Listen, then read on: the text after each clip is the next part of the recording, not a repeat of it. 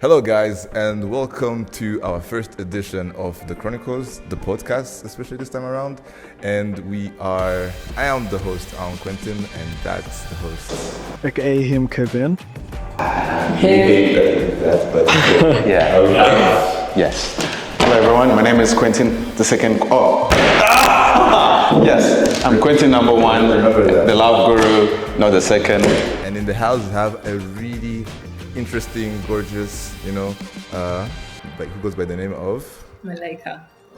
And today, you might have figured it out because everywhere Quentin is, it means love, it means appreciation, it means guru, it means aura.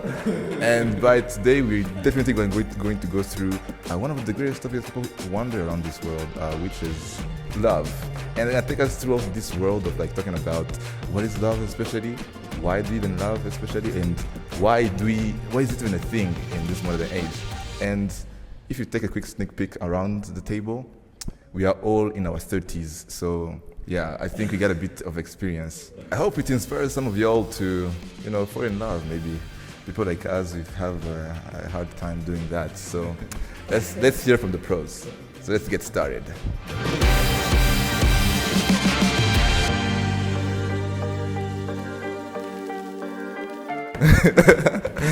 Anyways, now let's start from the fundamental question where it all began. For you guys, what is love? What do you think is love? Take us through it. What is love? Yeah, I like the song. But so, what is love? I think love is a very complex word. But when you get to think about it, it just means it's a feeling. You could say it's a feeling that you have. Either there are different kinds of love, like the love that you have for your parents, and the love that parents have for their kids. The parents, the love that you have for your friends, and the love that you have for your partner. And I think I would love to talk about that one, eros, love for your partners.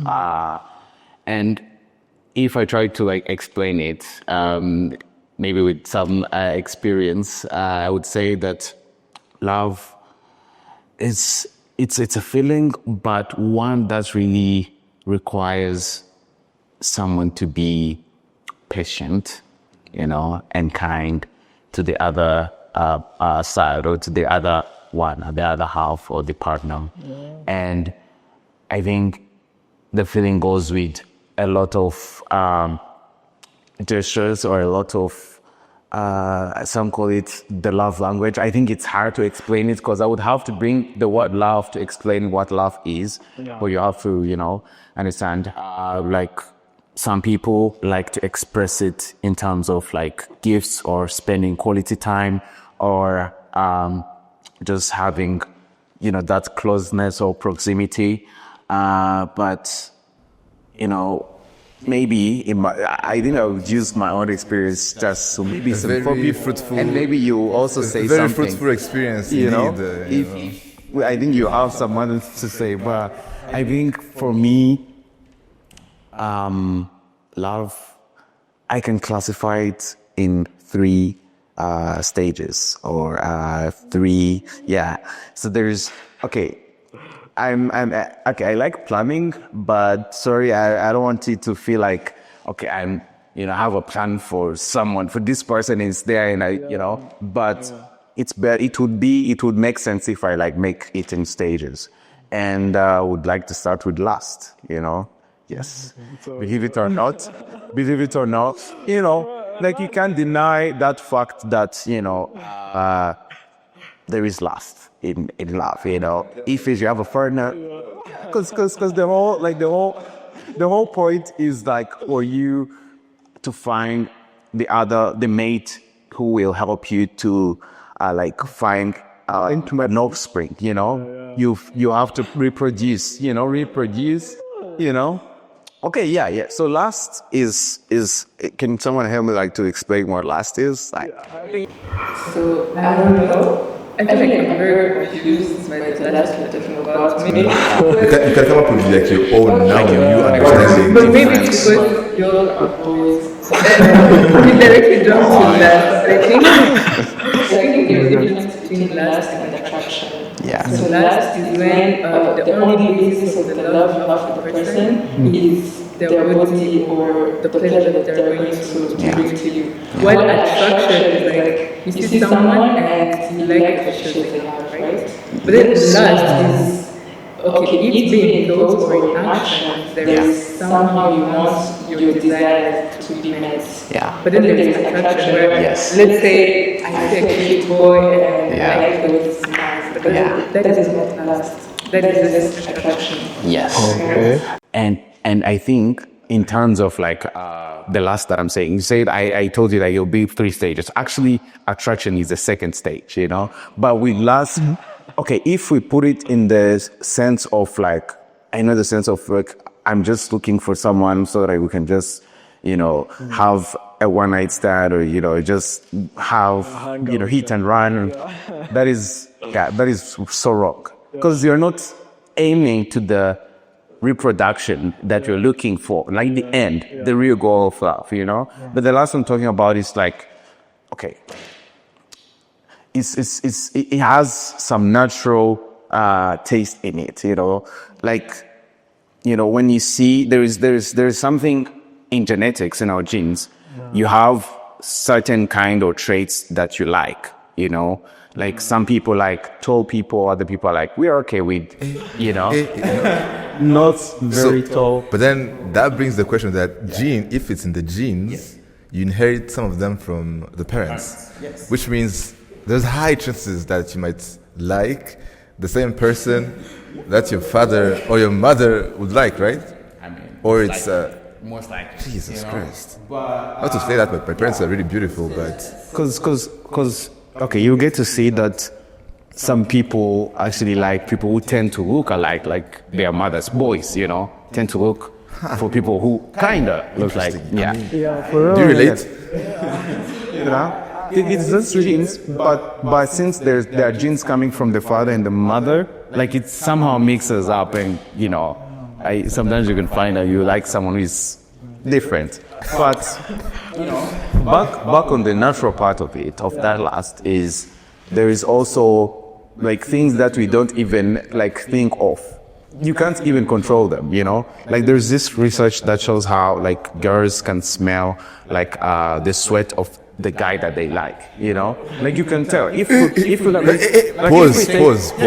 like seriously, if we take Let's all of these rewind. shots, you know? Let's rewind all of this. Let's pause for it. Let's not speak into conspiracy. Malaika, I'm assuming, 100%, I'm assuming that you've been into a relationship, right?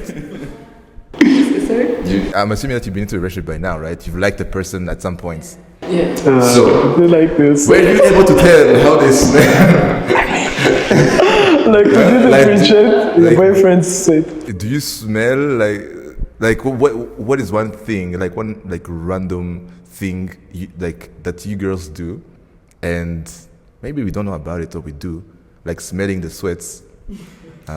Would you like to share to the rest of the world? Don't even think about it. Like don't think about it. You find yourself doing it. And that is fishy, by the way. I think That it is can be somehow for fishy. all girls, though. It would be very specific to me. I don't know about other girls, but I do agree with the point of smelling. Somehow, not all of it. So in the past, don't judge me. Yeah. Yeah, we listen, we don't judge. I've been attracted to people because of how they smell. When you smell good, I can like you. I would in the past. Yeah. What cologne do you use, Helia? We need some tips. I bet Malaika. Like every type of smell. Yeah. Some of them. Yeah. So you're very specific to smell. Like when my nose likes it. Yeah. I guess.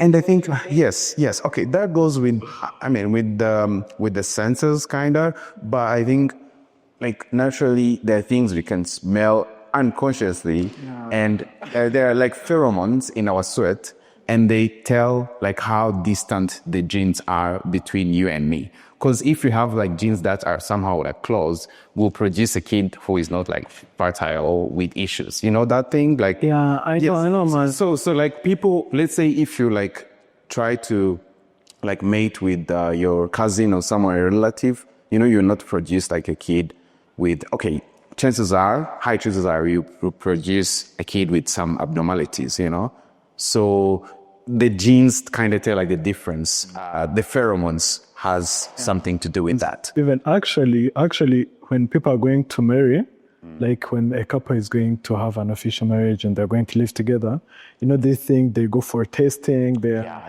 specimen, they're like, if a man is fertile, if a woman is fertile, for different tests.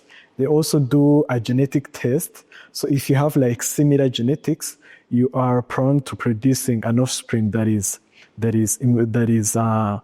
somehow a mutant, if I can say it. Yeah, so literally they advise a lot of people to go for that checkup before marriage. And I think it's a great thing, man. It's a great thing. And it happens like naturally, and you are attracted to that person. Like the body does it. It's not like you force it, And some of the other things are crazy. Like it's a crazy fact. Okay, boys can also smell when girls are in ovulation. Yes.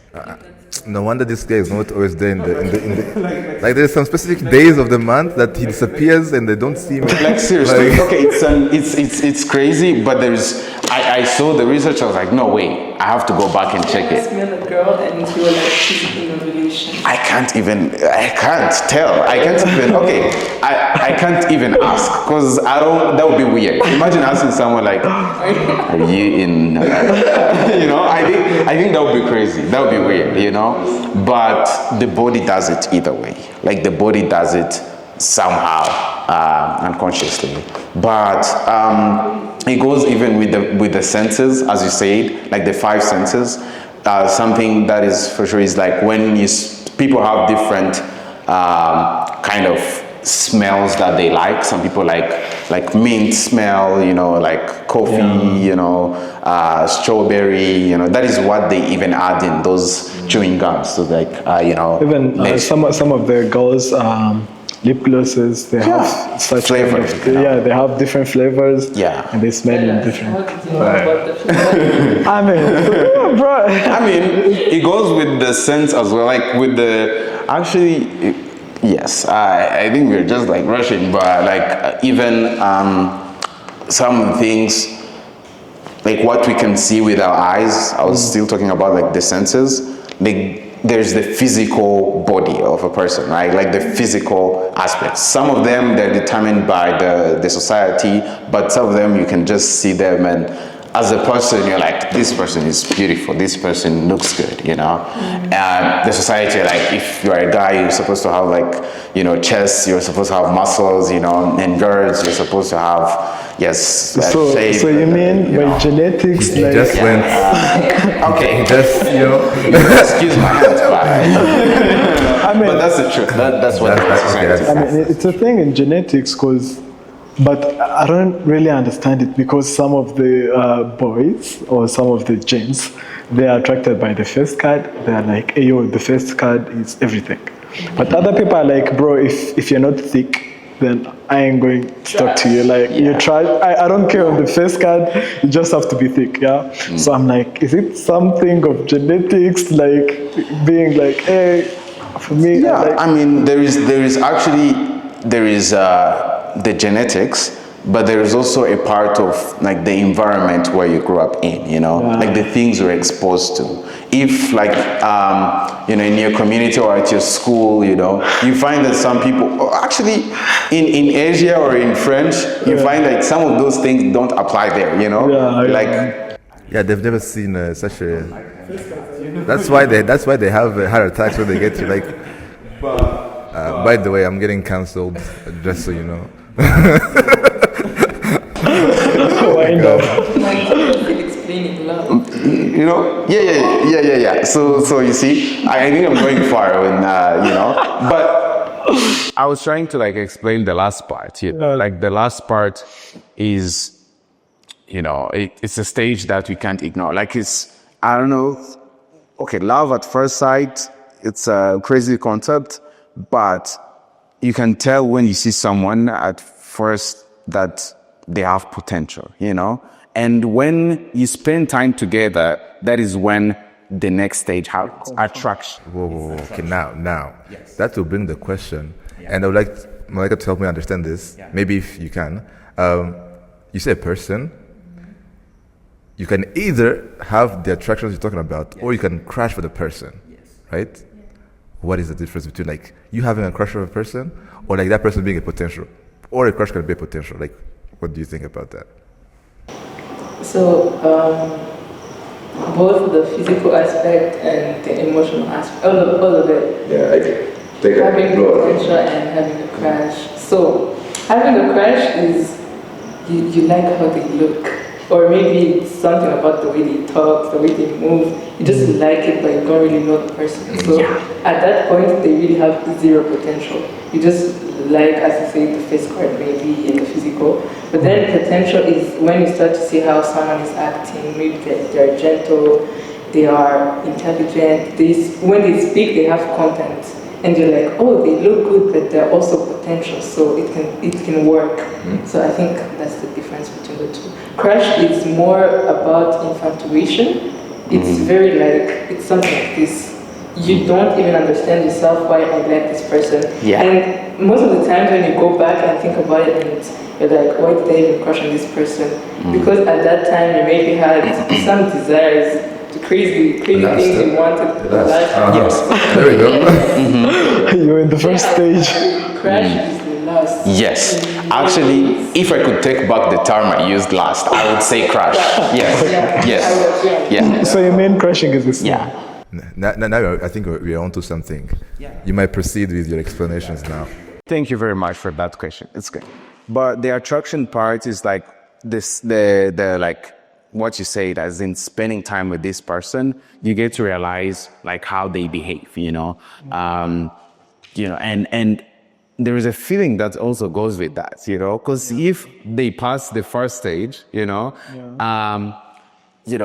want to get closer to them. You want them to be around you, And it goes even with, there's a lot of things happening inside your body. Like there are a lot of hormones, like adrenaline, like going on. When you are around them, that's what they say, like the butterflies, like you're sweating, you start acting weird. It's fear in your body because you want them to like stick closer so that you can know them better, And, I think you said something like when you get to see like their traits, I know some people just are, I personally, I think, we call it sapiosexual. You're attracted to smartness, Yes. So you're sapiosexual. You are sapiosexual? Oh, you're explaining sapiosexual. You are? You are sapiosexual. So you are. I am attracted to smartness, as in, I think many people are, but like, as in this person, if it doesn't mean that they are good at chemistry or math, That is giving credit to all your exes, man. To me, they were so wise. Shout out to exes. Okay, I'm getting sued again. To my wife. She's smart. But yes, but I would say like not in like is in chemistry or math, but as in the way they just navigate through life, like the decisions they make, the advice they give. You're just like, wow, like, and it goes with the wonder. I think as you want to know more about them, like in your body, like you keep getting happier and happier and happier, And I think many couples like split or break from this point, because many of them just tend to abuse this stage of attraction, and they don't really give that time to each other. And trust me, when it's not reflected on both sides, that's when things start moving down, Like it should be reflected. I want to know you, you want to know me, we want to go through this together, and we, and so that we move to another stage, So yes, that's attraction. And a lot is going on in your body, trust me. And then it goes on to another stage, attachment. Attachment is when you can sit and you're like, I'm at peace. I have someone who loves me. I have, the it's box. a short deal, you know. It's you know, all the competitors, they should À la go poubelle. away. À la poubelle. À la poubelle. Yes, yeah, because now you have, and it's the sweetest steak. Trust me, it's sweet. It's so good. We have an oh no right there. Like, But some couples tend to break up after that attachment. Actually, yes. So here's the When funny you get tired, man, you're like, I want to explore. yeah, you have a different understanding. Propaganda I would never fall for. Yeah. So I think people fall out of love because it wasn't last in the beginning, and they didn't really. Well, they didn't go slowly. They didn't go step by step. They rushed to Rushed, they rushed into the Yeah. like this. They're like, and He's right, but I have a different definition of love. So if it was love, it wouldn't end. You wouldn't get tired of a person. But then there is also a state of being tired. I admit it is there, but it doesn't mean that you don't love the person. The love is there, but it's quiet or it's silent. Like you're at peace, you're stable. Or I think it becomes a habit and You're yeah, stable, like- and I feel like as human beings, we just love drama. You love when things are spicy and all that. Like when it starts to be calm, you're like, maybe I lost the feeling. Yeah. Maybe I should find someone else. Yeah. That's how it ends. But when you truly love each other, you're like, okay, we're gonna go through this together. It's gonna be stable. It's gonna be boring, but it will be boring together because we love each other. So it's not falling out of love. It's just it's a different So something different at the beginning. stage. Yes. yeah. But then that brings the question to, yes, the feeling part gets blown away. All the fire, all the butterflies doesn't last for 3 to 4 years. Now let's say that this is a relationship that's been going on for I don't know, 9 years. We have people who have been doing this for 9 years. And what do you think holds them up together today? If that fire of saying, oh my God, I have butterflies when I see this person, that person always walks through your door.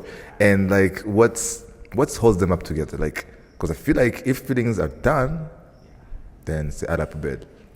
Then to you, what holds them up together until then? So what holds them? Cut that. Sure, 100% okay. Is so every day you are a different person. How you woke up yesterday is not how you're gonna wake up today, and that's the same with love. The way I loved you yesterday should not be the way I love you today.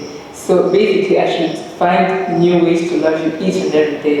Maybe not each and every day, but should try new things. I love you in a way that matches or aligns the way you're growing or the person you're becoming. Because obviously, let's say Kevin meets his girlfriend and they're just done with high school. Yeah. They are high school graduates, and a lot of things are going to happen in 4 years of college, and you'll be completely different people. Yeah. So you can't love her, your girlfriend, the way you used to love her when you were done with high school. So now she has new interests, she has new problems she's going through. So what is going to hold you together is that you're going to find new ways, creative ways to love the person. What do you mean? Do you use FaceTime a lot of time? No, my FaceTime doesn't work in my phone, so I'm trying to skip that question right now. Just to skip it right there. If I can add something, I think love is like patience, you really need to be patient, with each other. Because if one day, something is going to happen, someone is going to be at work and you also be busy with something. And if you're just always, we should always call me, you should always hold hands, that is not going to be there. And you have to be patient, it's good, it feels good, but you should learn how to control that, and learn to have just admit, okay, maybe you are even going in a long distance, but how patient are you to just wait, and how creative are you to find ways to still communicate? Because communication is very important. Communication is very important I have another question. Yes. a lot of people, like right now, we're defining love as something that is good, something that people enjoy to be in, something that is doable. But trust me, man, like literally you cannot tell someone who just experienced a breakup to define love. They'll be like, "Yo, that thing is calm." Yeah. Like, we know it. We all know it. Like, so I want you to explain it in the perspective of someone who just broke up. I don't know if you're understanding it, but there is this perception that we are putting love in, the perception of love is good, love is doable, love is possible, love is something that is going to go on. But we have toxic relationship, we have the last we were talking about, we have even those that are successful for some time, but it gets at a point and they're like, hey, we're tired, like what are we doing? And they just drop out. So I want you to define it in that perspective and be like, it's not a must that you have to have experienced a breakup. It would be great if you did. If you did, because then you would know how it feels. But you have to kind of put yourself in that situation and try not being more optimistic, like you're gonna heal anyway. Like I want you to define it in that way, like I think like love, if I put myself in that perspective of someone who just like a breakup, I would say love hurts. Love really hurts, you know? As in, how could you feel like the real pain, the physical pain, it's close to that. It's very close to that. I think emotional pain is even much more hurting. Who say that? You've never been whooped. You've never been depressed. Bro, come on. But it's close to that, you know. You know, Ugandan teachers, when they whoop you, that is the greatest pain. Say that to somebody who is in depression. Breaks your heart. Come on, man.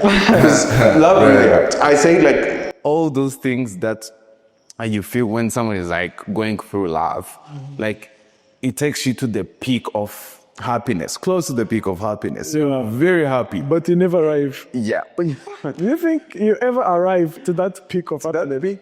I mean, I would call it as as in a sigmoid if it starts like it goes up and down, But,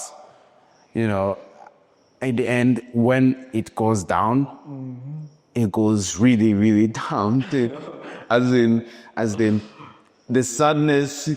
Okay, let's say there is like, this is like the level, this is the normal state, ready. When you are in love, it gets like this, it goes up, but when it breaks, it just falls down and it goes to the negative, and it's crazy. The pain is real, and because you start doubting yourself, that is something that comes, after a breakup, you start doubting yourself, like, am I really, what did I do wrong? Like maybe I don't deserve to be in a society. Maybe I don't deserve love, Maybe I'm just like, I'm a failure, Same as you could, lose a job, but trust me with love, because you've really like attached to this person and you've been vulnerable to them, it just hits back. It's bad, It really hurts. I would say, I don't know the definition you want to give, but I would say like love hurts, from that perspective. It really hurts. You agree? To a certain extent, yes. Another extent, where is it? If it hurts, it's not love. Okay, it can require compromise and sacrifice. But if it starts to be toxic and it hurts you very deep that you're in depression, there's no way that I would call that love. That's really not the intention of love. Actually, yes. If you're still, if it's a healthy relationship, there is no way you could say that it hurts. Actually, I said it's at the peak. It's so good. But then the moment where, like, let's say your partner cheats on you, you know, or maybe, you know, Hey, you know, this guy. you know, when your partner Whenever he's victimized, he's looking at me like, you know, it hurts, you know. I think It some really people hurts. have to understand how cheating is very bad. It's bad. Poverty is there. I don't know if I can call it like that. But yeah, another thing I question a lot of times is, you know, this thing of marrying a lot of wives. This thing like Kigali we share, you can love a lot of them. Man, it's a thing, it's becoming a trend these days, yeah? And it's a thing, man. You can love a lot of people and love them the same, yeah? And serve them, yeah? So it's kind of related to pervertism, like being a pervert. And I wanted you to kind of say something about the love of a pervert. a pervert. A pervert. What is a pervert? Where's a pervert, Kevin? Where's a pervert? Where's a pervert? Is it like taking advantage of people? Like, where's a pervert? What's a pervert? Like someone who Drake? you just By the way, this guy is working out free. He is working out free, so My bad. Be on board. Sorry. those people are pedophiles, not perverts. Oh my. No, like, what's the difference between a pedophile and a pervert? The difference between a pedophile and A pedophile is someone who just who lusts over girls that are younger. Yeah, so that is being a psychopath. If I could. Who are younger? Because I might be 25, the girl is 20. I mean, that's a reasonable age difference. Yeah, underage. Yeah. So, but a pervert is Kigali we share vibe. Yeah, being like yeah, like being a man and lusting over every woman that you see, and like feeling like it's possible.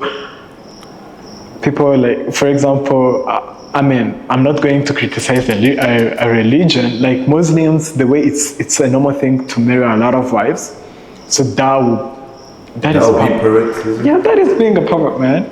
Like, I mean, how do you love a lot of women at the same time? Like that makes no sense. We've wasted time right now. I don't think this podcast is ever coming out. My God. I wanna be sued. Okay, I'm just kidding right now. I'm just kidding. I'm just kidding. Muslims? A pervert is like a man who likes a lot of women, or a woman who lusts over a lot of men. If I'm wrong, but then I wanted you. Is that love? Cause I have a question for you. yeah. So is that was the first question. Yeah. The thing of pervert and stuff and just things like that. I think I don't remember the second question, but you can ask me your question. So you just said that a pervert, like pervert, someone who lusts over a lot of women. Yeah. But again, Puts it in action. as boys, sometimes I feel like yeah. Oh yeah. I feel like it's maybe a teenage stage or your mid-20s stage where your lust is like at the peak and you just lust over many people, right? So you're not in a relationship, which is completely okay. If you look at the girl and you're like, Yeah, I cannot. Looks good. I cannot define that as being a pervert. I think a pervert is someone who's literally in a relationship and wants to be in a relationship with a lot of other people. Or some people who are indecisive, like you're literally dating like 5 girls at the same time, you're indecisive of who to go with, you like them all. So I think that habit is the one that you... And for that I think that also hits the puberty part of guys. So imagine you being a guy, and like a child who's been really playful in your lifetime, and the only thing you know is football or video games or anything else you might be doing. All of a sudden, you have these testosterone which are busting at an incredible rate, and you know the effects of like testosterone and all that kind of stuff, whatever they make you do. And at a higher rate, those hormones make you want things you've never wanted before. Anybody you see, oh my God. Some of the people here in the room have like faced these dreams where, oh my God, it's so intense and you cannot do anything about it. It's not like you can control anything about it. and you're a kid, you're just seeing that. The next thing you know, you are like, I don't know, on the streets looking at everybody, and it's so hot out there, not because of the sun, I'm saying. That's not, I don't think, judgmentally talking, that's not being a pervert, because everybody has to go through that. It's like, it's your hormones which are running out of control, and you're learning how to control those hormones, right? I think that could happen. Like you could get the last parts to many people, but you can't have full love to many people. Because honestly, like as I said, for you to love someone, actually, maybe with the stages that I told you, it doesn't necessarily have about, okay, you have, I think it just kind of like make me break it down like easily. Like, sometimes you could just start as, on the attachment stage, you're just like friends, and, someone you could just be friends, and then you end up like being like in love, like you end up having feelings for that. The thing that I also don't believe in, but go ahead. We'll come back to it. The theory of platonic friendship. I mean, I don't understand it. Like seriously, you can start being as friends, and then you end up like catching feelings. I mean, there is a research which was like literally people of different sexes can't be friends for a long. Hear me out. Because here's my point. For love to work, there's the feelings part, but the feelings part doesn't hold love. What holds love is tolerance, how you handle problems, how your arguments are, and how that person makes you feel in the first place, right? And who else is better to give you all that than this, let's say, best friend you have, and she's a girl, and maybe she has all that, and the only thing which is missing to that love's chemistry is the feelings part. So are you gonna go out there? She knows your life, she knows your parents, she knows everything. She's been there every single time you've been falling down. She's raised your hand every single time. And if you were now to go and be like, okay, now I'm going to marry anybody, would you just go out there and look for somebody and restart all that thing, or you just pick up somebody who has been always there and just love them? Exactly. So that you're agreeing that platonic friendship isn't a thing, right? The more you start investing in the friendship, the more you start like getting close to a person, then platonic friendship is out of the game. I mean, you could just be friends, you care about each other, but not necessarily, you don't get butterflies to your friend, That is a friend that you don't invest so much time in, right? If it's a person you see one, like, we're friends with like a bunch of people, right? It's like somebody you just meet at the office, for example. You say hi, and then you just, and you guys are friends. I mean, yes, you guys are colleagues, but there's like a level of friendship which comes to it. Like, even if it's a tiny one, right? You guys are colleagues, they're just friends. Okay, however much you may want like to put it, but then that person, there's no chance that person will ever become anything more, unless you start talking to them. Now they start like sharing, trusting you with their life or trusting you with their things. Now you're like, oh my God, we share a lot in common. And then now you're like, oh, you realize that there's like a whole entire chemistry going on right now. The more you invest, they started as a friend, and now you start feeling at some point that, oh my God, this is a potential. This is someone that I probably wanted to be with. And then feelings grow after. Yes. That's why I'm against I don't believe. Okay, let me tell you what I believe can happen. So I believe it can happen when you know what you want in a partner, and there are some fundamental things that cannot miss. So for example, I'm friends with you, but in the things I want, it's always lacking. So it's always gonna stay in friendship. Like money. Not money, I don't care about money. But let's say Pesos. I think his girlfriend does. It's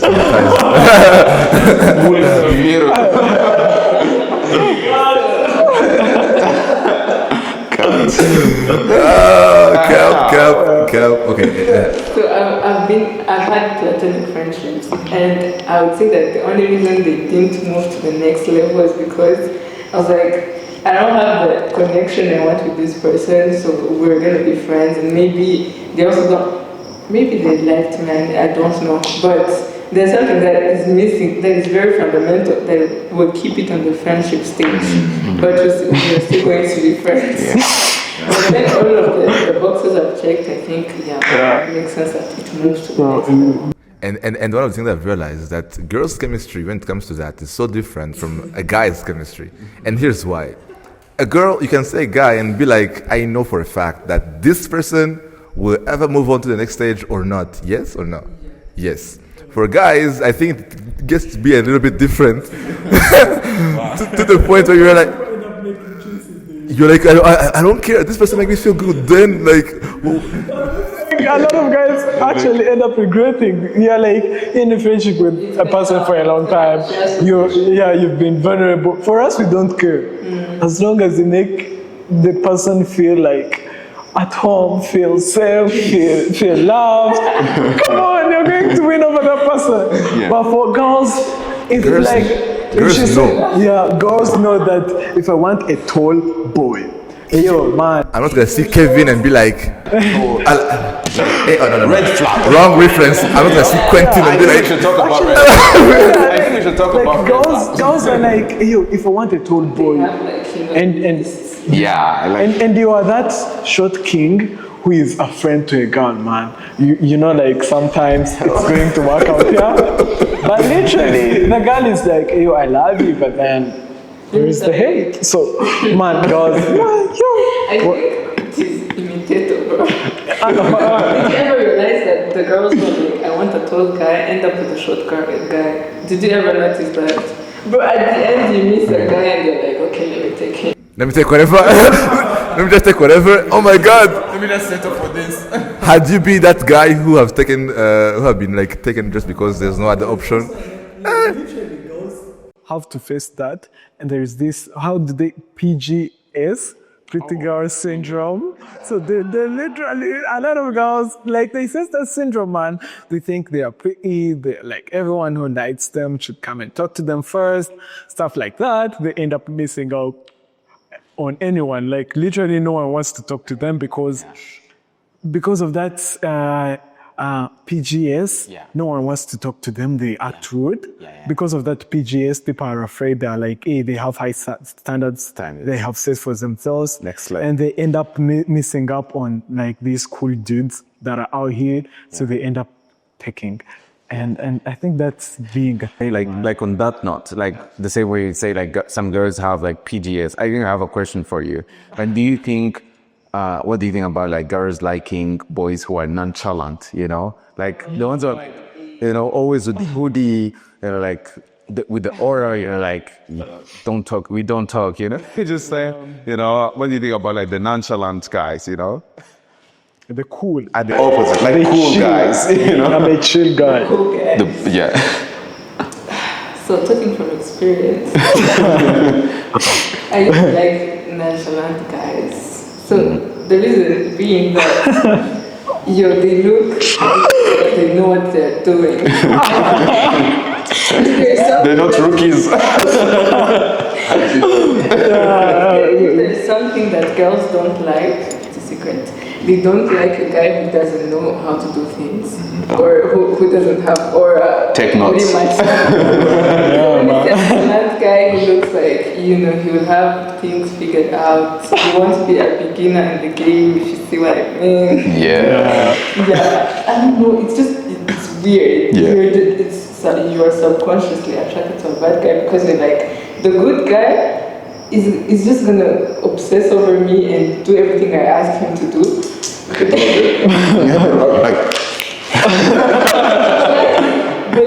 girls do want a serious man who can take action, who can say no if it's a no. So I think that's why we go for that. Oh my goodness. I don't base on that anymore, please. But I also think it makes them feel safe because when you're with a nonchalant guy, everything is like it's in the right mode. You're like, even when you freak out and you see the other person is like chill, like you think everything is in hand.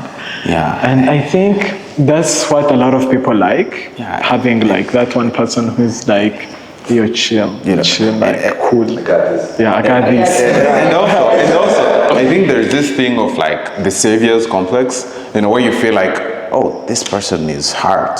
I think I can help them, you know, why are they always in a hoodie? You know, I think they went through something. And you're like, you know, you see there's this, okay, I think I used to say like in basketball, you know, there's this guy who's just like playing, and then once something happens, they just get angry. They're like, yo, they start hitting people, and then guys are like, no, what happened? You know, and then, you know, like there's this thing of trying to save them, because I think it rewards the mind, and you know, like, oh, actually, I can change him, you know, the feeling of I can change him. I don't know if that is...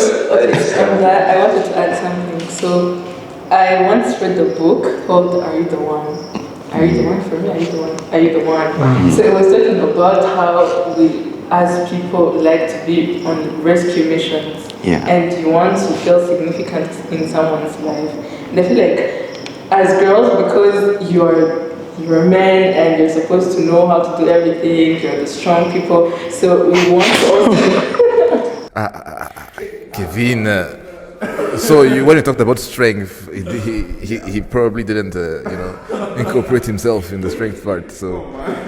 Actually, I remember the debate we had earlier about women and men and the purpose of men, like the other stuff where like men can also behave like women and women behave like men. So when she actually said about rescue missions, like girls have to be with a man who is actually a man in his manliness. So it hit that point, and then I was like, hey, yo, kumbe. they also crave for it, but they want us to behave like... Soft. I mean... Yeah, man. That's interesting. As a woman, you want to feel like there's a role you're playing in his life. As a helper, I would say, that there's something that you are bringing to the table, but, you know, he's mostly doing everything, but then you come in to also like be a support. Which I feel like maybe we think it misses in the good guys because we think we're gonna be the man of the relationship. Because it basically looks like we have to do everything, and then they're just there, you know, nothing else. Yeah. Damn. Well, that is interesting. So maybe as we wrap up, because we now have an hour of recording, this probably is my definitely last question. We've seen that love is a combination of multiple things. Feelings being one of them, commitment being one of them, and other relating factors to hold it up together. Disappointment, betrayal, trust, everything, right? Patience, right? It's like a whole big entire set of things, right? So now, at what age do you think that should make sense, and for you to be like, oh, now I'm ready to go into a relationship right now? Or how many relationships do you need to be into to finally figure out your last and probably your ongoing your ongoing relationship? So like, This is the last one. Like this is the one I figured it out. So maybe we can hear from both of you guys, and then let's call it a podcast today.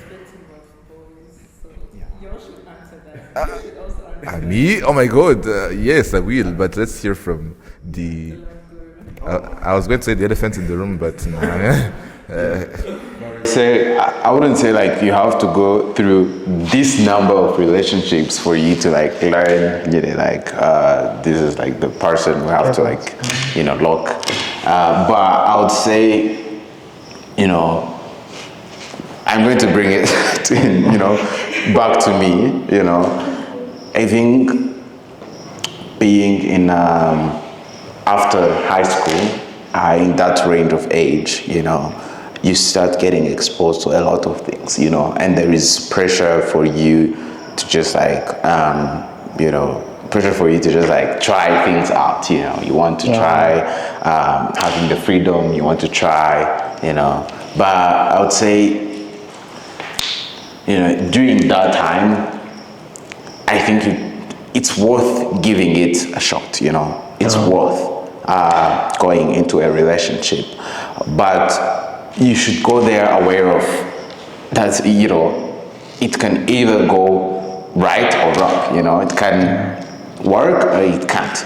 And the best thing to do, I think we're wrapping up, but I would say like the best thing you should do in that time is knowing that if it doesn't work, you move on in life. And I think it really doesn't, because you have a lot of responsibilities by now. Okay, at school, it's you and classes, and you've been there for a long time, and it is a distraction. Okay, I went in the seminary, but I think it could be a distraction. I don't know that experience, I'm just bringing it back to me, but I think in the gap year, it's like, you can simply know that, okay, I think you are mature enough to know, like, okay, I have other things to worry about. This is not for me. I can move on. Because trust me, it will not always work, You will get dumped, you will get, but rejected.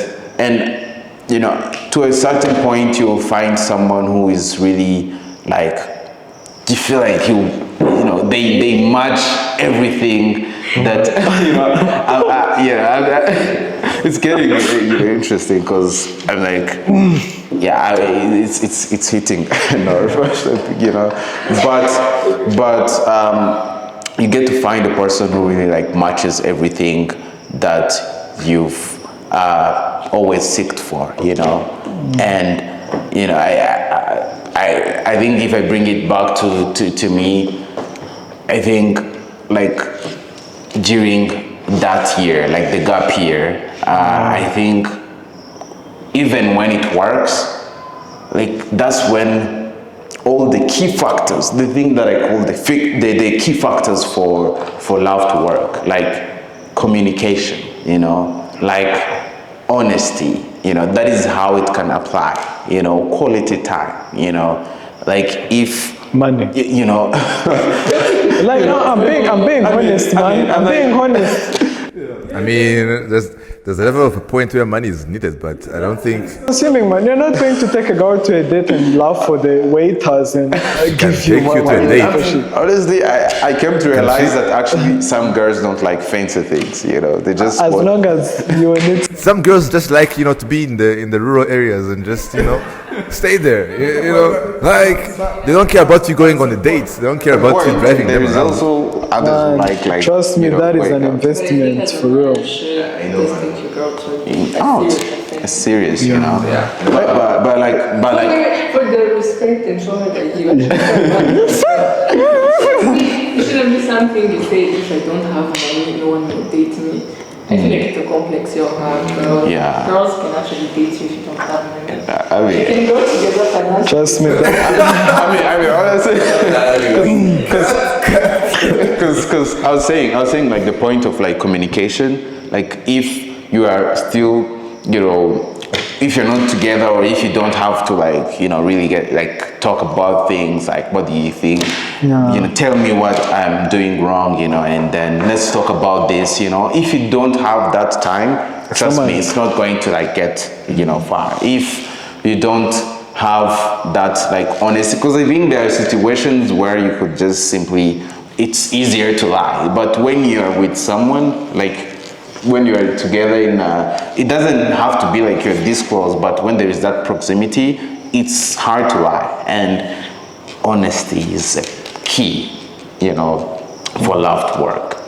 You just come as you are. I think it even applies in the Bible, like you come as you are, and the person should love you for who you are, And then another thing is like also the finances. I'm not going to deny that, but I mean, honestly, we talked about like the science before. Like you have to have the smell. You're not going to just always like if you don't care, if you don't treat your body well, if you don't take care of yourself, You won't smell. You want Don't produce those it smells would that, be weird. So I think you have more time to take care of yourself, to get a good haircut, to like get good clothes, So I think that is like the right time. But honestly, We need to visit the barber. Today. yeah. But honestly, I'm not sure if I like really like hit the point, that you wanted. But yeah, I think Malaika challenged the two of you to also get like an I answer. mean, you can first hear from her and then Yeah. maybe we Yeah. can just do it like real quick. As we wind up. So when is someone ready to say it's love, they're ready for Yeah, okay, at what age would you be like, oh, this is maybe the final one, or I'm ready for love? Or how many relationships do you have even to be into to be like, I'm already there? So I think it differs depending on someone. I wouldn't say that there is a specific age that says now you are ready for it. But your like teenage love, you gotta be at least 17 and above. And I agree that experience is important. It's important that you date people and see how people are different. It shouldn't be a lot of them. There shouldn't be a number which says now you can go to your final relationship. But a key point for me would be that you are ready when you are good with yourself. And what I mean by this is you're at a point where you know what you want, what you don't want, who you are, what you bring to the table, and how you're ready to give it out, but also receive from another person. So basically, I would say that your cup is full, that now you're ready to give it out to someone else. But also you're at a point where you realize you have flaws, and it won't be a problem if someone comes in your life and tells you you're not acting right, and you are open to listening to their opinion. So basically, you're good with yourself, you don't have issues, you don't have, basically you're clear with your emotional baggage, that now you can go in your final relationship, marriage, I would say. But again, you don't have to have it all figured out. You can learn together with the person as you grow together, as you continue to love each other. But when your cup is full, I would say, when you have taken care of yourself and now you're ready for passing it to the other person. Thank you, guys. Okay, Kevin, you have 1 minute to respond to that question as well. Like, I would literally let me. I don't have what to say, man. But it's just that make sure you've spent your life, your quality. Make sure you're going to make that commitment after exploring yourself, after exploring your world. Because after you get into a relationship, you're not living your only life. Like you're living for the 2, for the 3, for the 4 that are up to come. So literally, my mother is the one who always tells me that if you're going into the thing, just make sure you've lived your best, because love is not. I'm sure. It's not a joke. Like it's not a joke, because make sure like you've explored yourself, you've done what you want to do with your life. Don't go and put your risks on other people's lives. Yeah, that's good. Interesting. Oh my God. Okay. For me, I think there's like a level of maturity which needs to come along with that, and it all revolves around the point of like understanding you yourself as a person. And when I say this, I want to like reference myself, like when back then, 2023, there's like a bunch of stuff going on, right? Huge amount of like school rejections, family not probably passing through stuff, and that would have never been a great time for me as a person to even bring another person into my life. I can't take care of myself by then, and I'm bringing another person into my life to do what? To mess up their life again as well? No. Even if they're like, I want to help you go through this, but then I'm not the kind of person who believes that you can literally change a person. If, let's say, you met this boy, he's nonchalant, and you're like, oh, I will change him, right? That's completely BS. I don't know. Maybe it's you're just going down the road. So I think there's a level of yourself that you got to come up with, because this went on with acknowledging that I'm a bad communicator in the first place. Before I thought the way I communicated was fine. mostly because of the background. It had been an interesting 7 to 6 years of studying as boys. Yeah, I hope you feel me. But then that comes up with experience. So you get to a point where you have to understand, okay, this is how maybe the other gender works, or this is how they take this. This is communication. This is there's like a lot of learning which goes into that for you. Exactly. There's like a lot of things that goes into that decision of commitment or committing yourself to another person to a point where you're like, okay, I don't talk to them every single night maybe, but at least they know whatever is going on into my life. And I'm willing to change into becoming a better person for that person to probably find herself into myself. So it had to take time for us to get there. But yeah, maybe you're also still on the road to get there. But I don't think there's like, and as long as you have figured that out, as long as you're into a position of saying, oh, now I'm ready to grow, I'm ready to change, I'm ready to make it for these people, then that's the right time for you. Anyways, thank you for today. Thank you guys. This has been a really full, wonderful hour of knowledge and pure love. And I hope we've inspired some of the gents to not do it or do it. They should. Yeah, like there's like some hungry, even ladies should they shoot their shots? No? Okay, no. Ladies, no. Ladies, don't even dare think about it. Anyways, thank you guys. We'll see you in the next edition of the Chronicles. Catch you guys later. Much love.